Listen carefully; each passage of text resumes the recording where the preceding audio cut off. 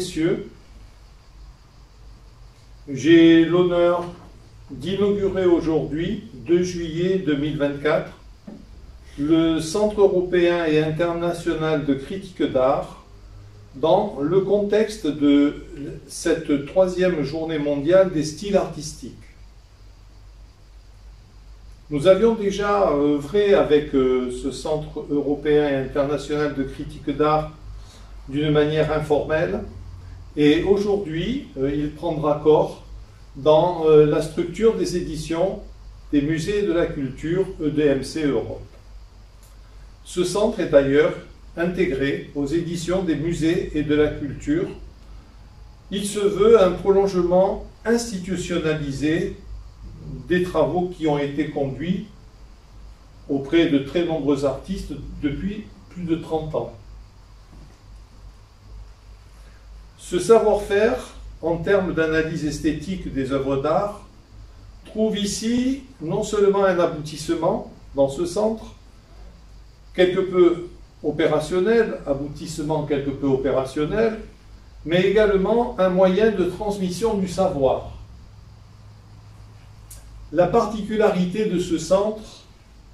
est de porter un regard international sur l'art, une critique élaborée en contexte international, prenant en compte les cultures des différents continents, afin de préserver les œuvres et les styles qui en émanent, de positionner la création, toute la portée de son rayonnement qui la sous-tend par rapport effectivement donc à ces différentes cultures, à ces différents continents. L'essentiel sera d'avoir un esprit à la fois, on pourra dire, national, continental, mais également universel. Car en fait, une analyse esthétique doit s'appuyer et être sous-tendue par tout un ensemble sociologique aussi, de sociologie des arts, et également, évidemment, par tous les aspects esthétiques qui apparaissent donc, dans l'œuvre d'art. La démarche du centre est d'étudier les œuvres d'art ou les expositions dans une approche esthétique en intégrant à sa réflexion, comme on le disait précédemment, les interfaces relationnelles qui s'y rapportent, à savoir dans une logique systémique. L'objectif étant, comme on le disait, de respecter, certes, dans les œuvres d'art, les dimensions nationales, culturelles, mais également transnationales, transculturelles, évidemment, dans certains cas. Il y a un objectif aussi, qui est celui de révéler des dynamiques qui peuvent être divergentes, qui peuvent être également convergentes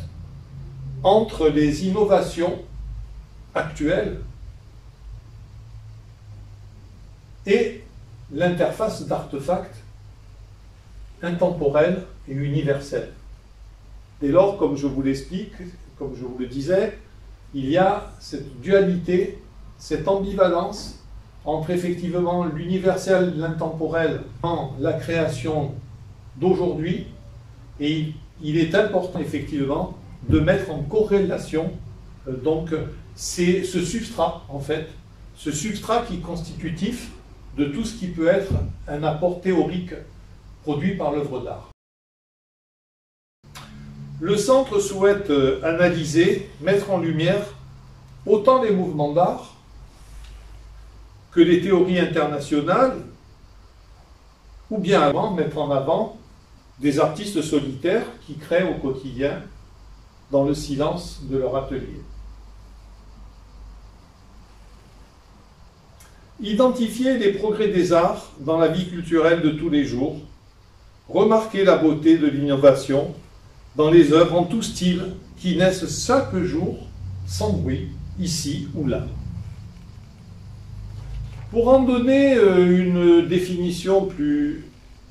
précise, le Centre européen et international de critique d'art, que l'on pourra en sigle intitulé CEICA, est un département d'études artistiques et d'analyse esthétique des œuvres des domaines des beaux-arts, de l'architecture, du patrimoine culturel européen et international,